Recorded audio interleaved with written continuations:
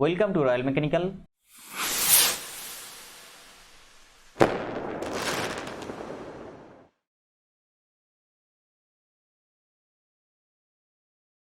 Welcome to Royal Mechanical. ISRO यानी Indian space research organisation का तरफ से जो रिक्रूटमेंट निकल के टेक्नीशियन बी एंड एनएमडीसी यानी national mineral development corporation limited का तरफ से जो रिक्रूटमेंट निकल के आया field attendant and maintenance assistant post पे, जिसका सीबीटी एग्जाम कंडक्ट होगा, जिसमें टेक्निकल क्वेश्चन में बेसिक इंजीनियरिंग का क्वेश्चन रहेगा, बेसिक इंजीनियरिंग में बेसिक इंजीनियरिंग ड्राइंग का भी क्वेश्चन रहेगा। आज डिस्कस करेंगे most important previous year question of engineering drawing part 2 लेके। देखिए ऑलरेडी मैं पार्ट 1 का जो इंजीनियरिंग ड्राइंग का जो पार्ट 1 ऑलरेडी मैं अपलोड कर दिया हूँ, उसका पीडीएफ मैं टेलीग्राम चैनल पे अपलोड कर दूंगा। आपका जरूरतमंद पीडीएफ टेलीग्राम चैनल पे जो डिस्क्रिप्शन बॉक्स में टेलीग्राम चैनल का लिंक है उसका जरिए से टेलीग्राम चैनल पे जुड़ जाइए और वहाँ पे जाके पीडीएफ मांगिए, मैं पीडीएफ अपलोड कर दूंगा फ्री में। जैसे मैं आईओसीएल में फ्री में दिया था, ये क्लास में भी वो जो इसरो का जो एग्जाम होगा, एग्जाम होने तक जितना क्लास होगा सब क्लास का पीडीएफ मैं फ्री में प्रोवाइड कर दूंगा। आप सिर्फ डिस्क्रिप्शन बॉक्स में जो टेलीग्राम चैनल है, टेलीग्राम चैनल के जरिए से आप टेलीग्राम चैनल पे जुड़ जाइए। आज डिस्कस करेंगे बेसिक इंजीनियर का पार्ट 2 लेके। देखिए नंबर ऑफ क्वेश्चन, पहला नंबर जो क्वेश्चन है, angle which can make using a single set square. कौन सा एंगल, कुछ ऑप्शन दिया गया था, कौन सा एंगल जो सिंगल सेट स्क्वायर से आप यूज नहीं कर सकते। आपका आंसर हो जाएगा 75 डिग्री। आपको मालूम है सेट स्क्वायर ऐसा रहता है, सेट स्क्वायर 2 सेट स्क्वायर रहता है, ऐसा 2 सेट स्क्वायर रहता है, तो इसमें एक सिंगल सेट स्क्वायर से आप कितना नहीं कर सकते, वो आपका आंसर हो जाएगा 75 degree. Next, the angle which can not make using both set square.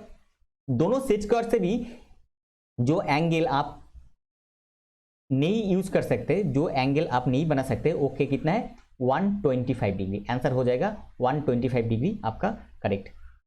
Next, small bow compass can be draw circle less than dash mm।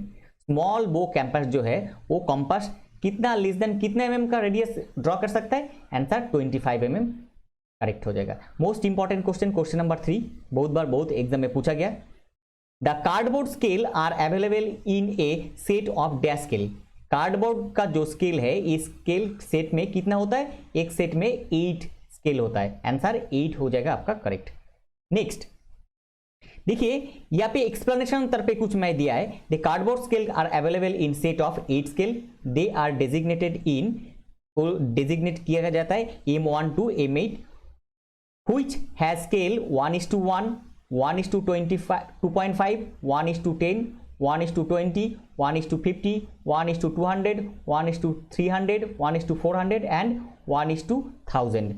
These are standard scale जो आप यूज करते हैं, जिसका M1 से M8 तक आपको ये designate किया जाता है। Next, dash is use to draw curves which are not circular. जो सर्कल जो माने कर्व जो सर्कुलर नहीं है, वो आंकने के लिए, मतलब उसको ड्रॉ करने के लिए क्या बनाया जाता है, किससे बनाया जाता है, French curve. Answer French curve हो जाएगा आपका correct answer. Next, the area of 2 subsequent size of drawing sheet are in the ratio of.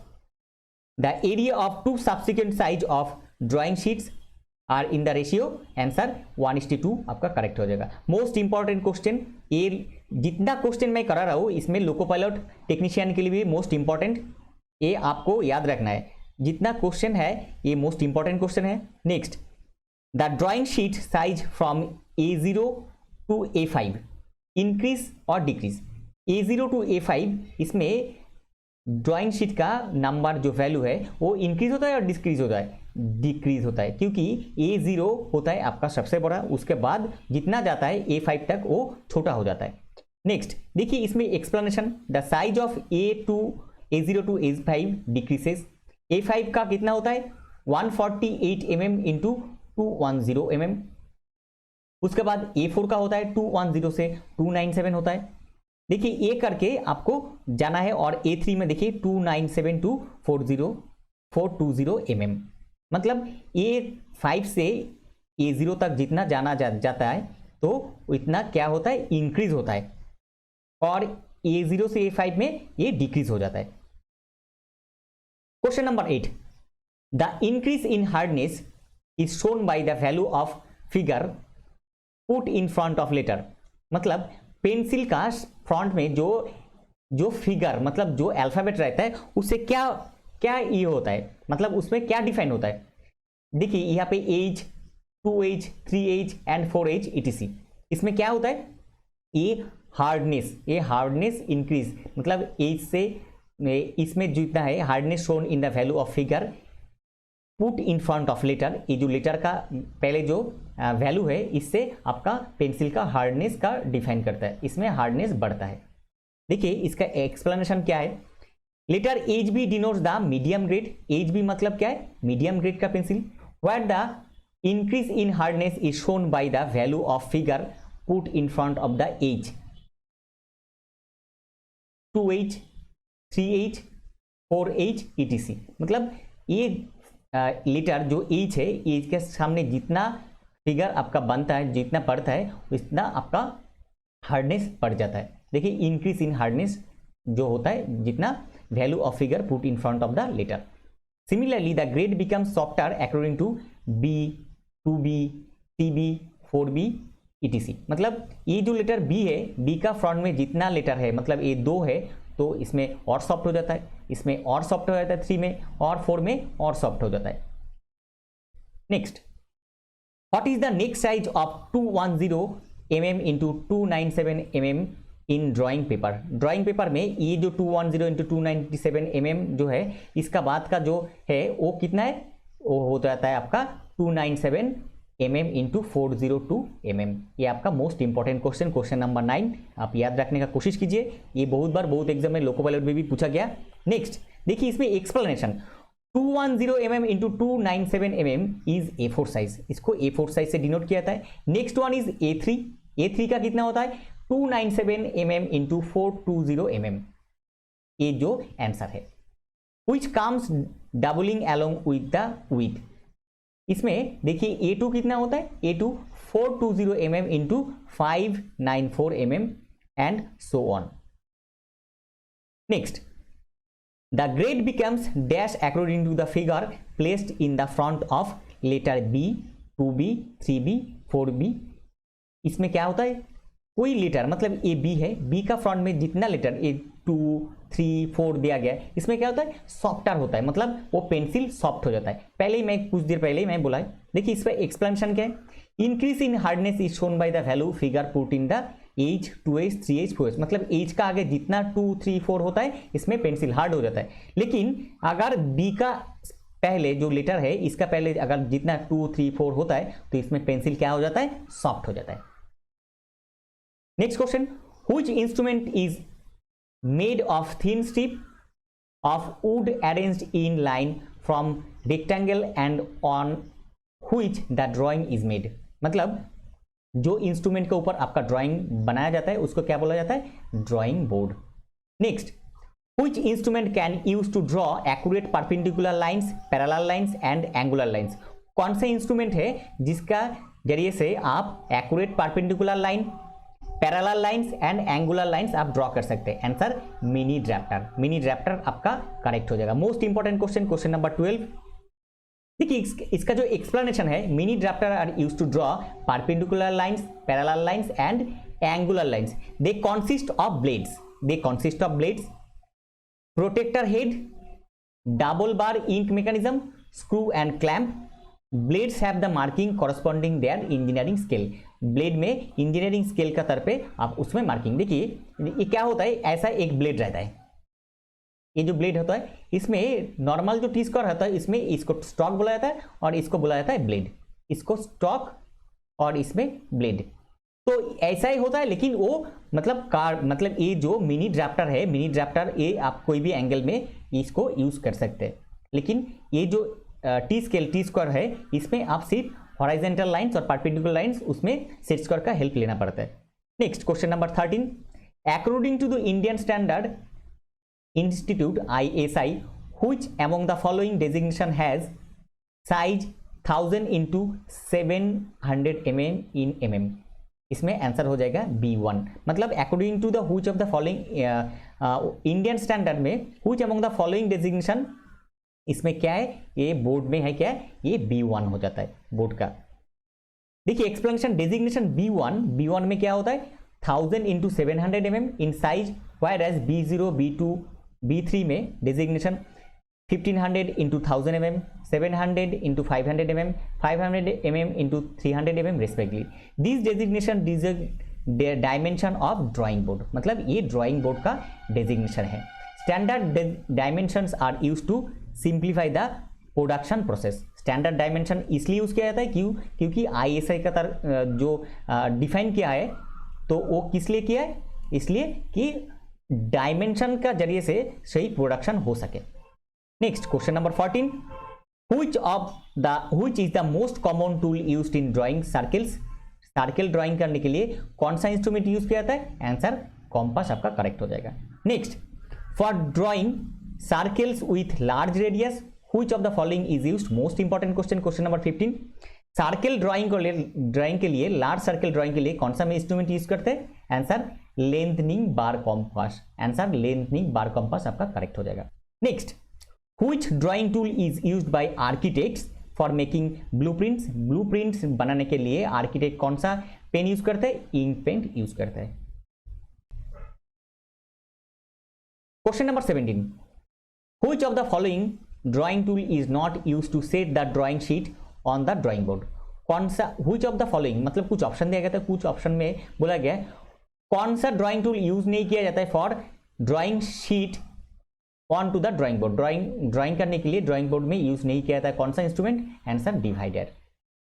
Divider क्या करता है, मेजरमेंट ट्रांसफर करता है। Next, according to Indian standard institute ISI जिसका short form, what is the size of the designation of A3 in mm, answer 420 into 297, ये paper का size होता है A3।